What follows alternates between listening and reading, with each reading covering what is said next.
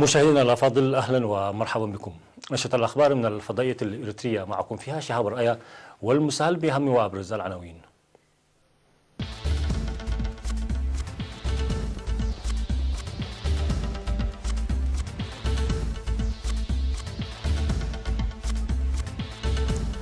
الرئيس الصومالي ينظم مائدة عشاء على شرف فخامة الرئيس السياسة أفورقي.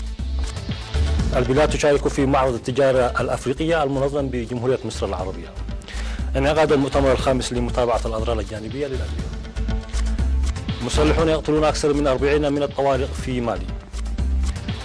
الاتحاد الأوروبي يمدد العقوبات الاقتصادية على روسيا. ومقتل منفذ هجوم ستراسبورغ في مداهمة أمنية.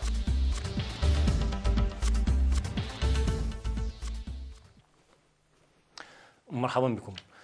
نظم الرئيس الصومالي محمد عبد الله محمد مائدة عشاء على شرف فخامة الرئيس السياس أفورقي والوفد المرافق له في 16 من ديسمبر الجاري.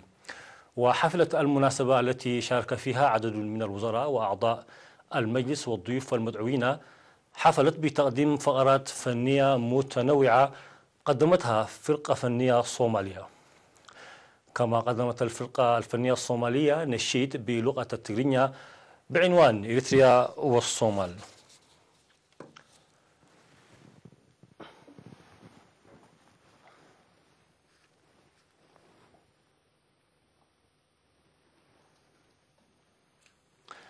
تشارك البلاد في معرض التجارة الأفريقية بالعاصمة المصرية القاهرة بداية من 11 من سبتمبر الجاري، حيث قدمت عرضا يعكس فرص الاستثمار المتوفرة في إريتريا.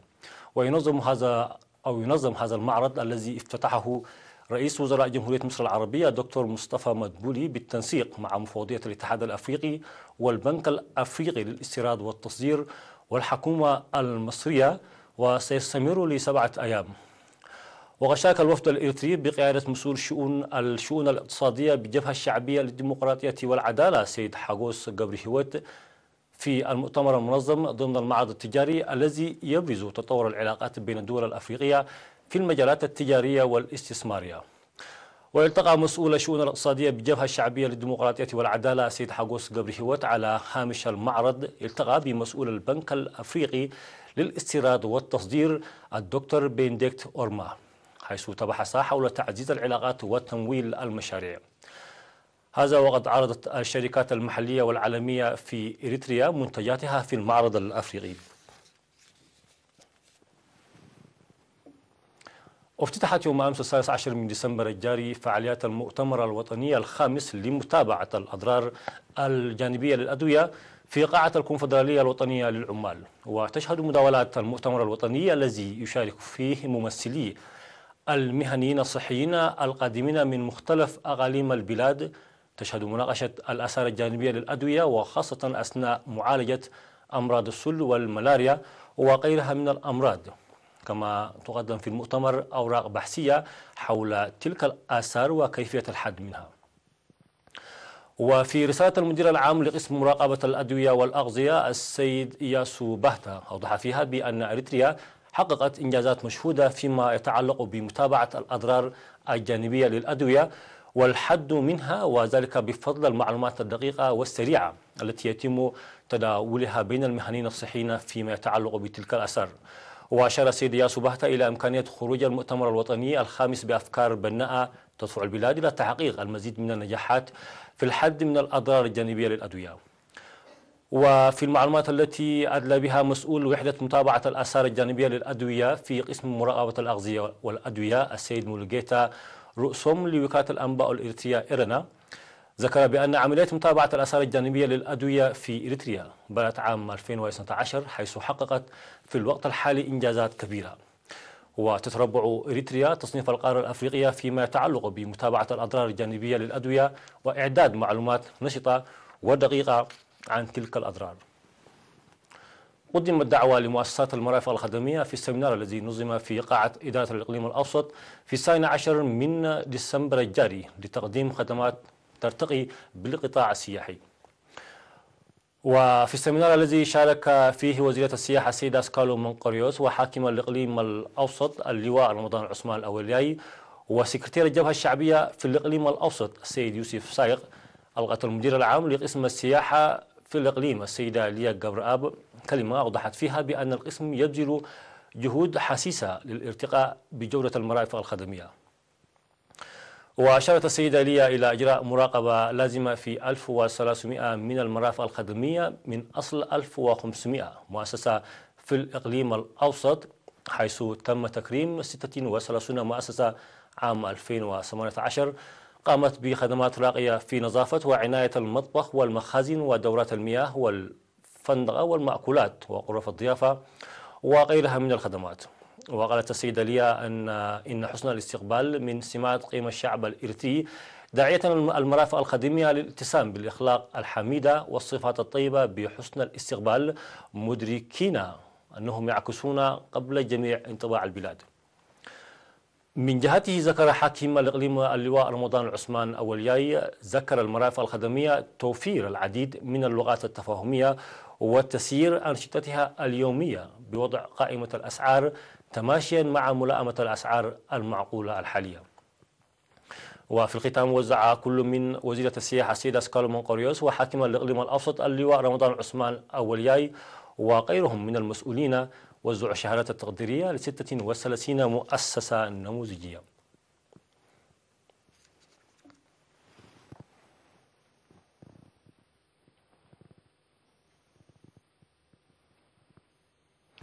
مشاهدينا الأفاضل، فاصل من ثم الأنباء على الصعيد العالمي.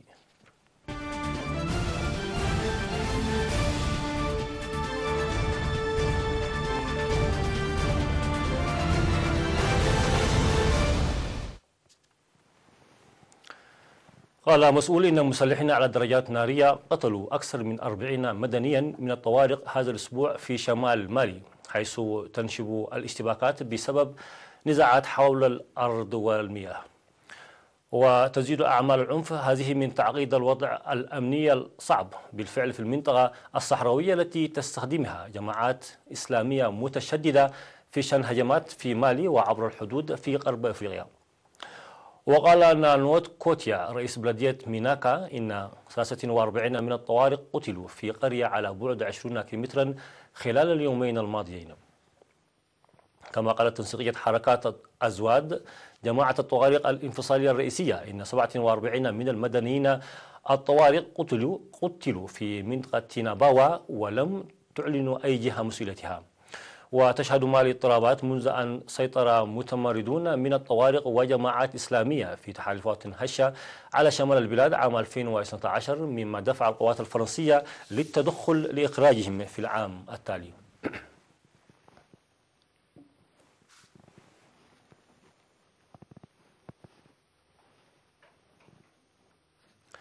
قرر القضاء الأوروبي تمديد العقوبات الاقتصادية المفروضة على روسيا بسبب النزاع في أوكرانيا مدة 6 أشهر أخرى، وسط تزايد التوتر بين كييف وموسكو بعد الاشتباك في بحر أزوف.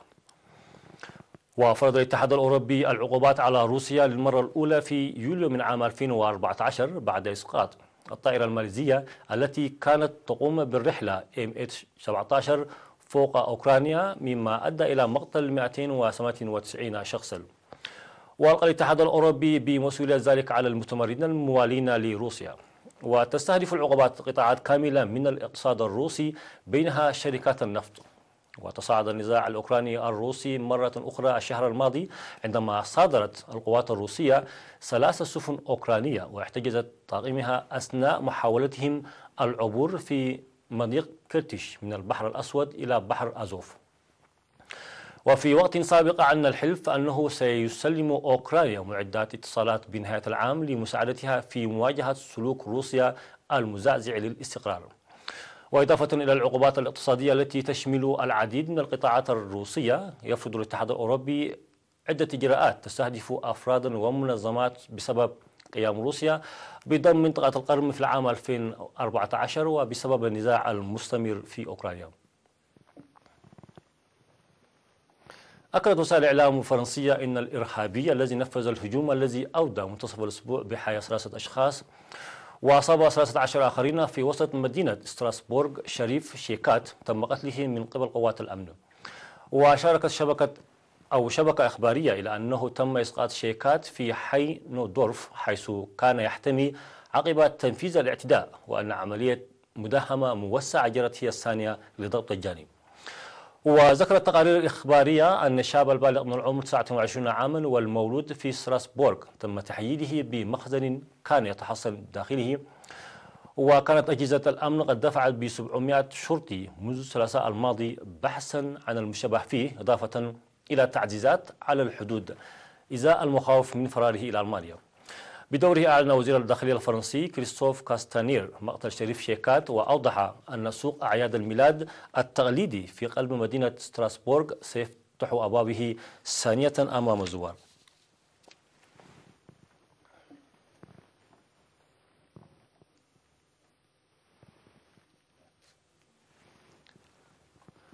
أيدت محكمة تابعة للاتحاد الأوروبي شكاوي السلطات في مدن باريس وبروكسل ومدريد من تغيير قاعدة في الاتحاد الأوروبي بشأن انبعاثات السيارات. تقول هذه المدن إنها تزيد من التلوث، وعدلت المحكمة جزئيا القاعدة. وقالت المحكمة العامة إن التعديل الإجرائي الذي أجرته المفوضية الأوروبية في عام 2016 والذي يرفع الحد الأقصى لانبعاثات أكسيد النيتروجين من السيارات والحافلات يتجاوز سلطاتها ويخالف قانون الاتحاد الأوروبي لحقوق الإنسان وقوانين أخرى. ورفضت المحكمة طلب تعويض رمزي قيمته يورو 1 تقدمت به باريس. وقالت العاصمة الفرنسية إن قرار المفوضية أضر بصورتها، وقالت المحكمة إنه لم يثبت وقوع ضرر، وإذا حدث فإنه يعوض بإلقاء الإجراء.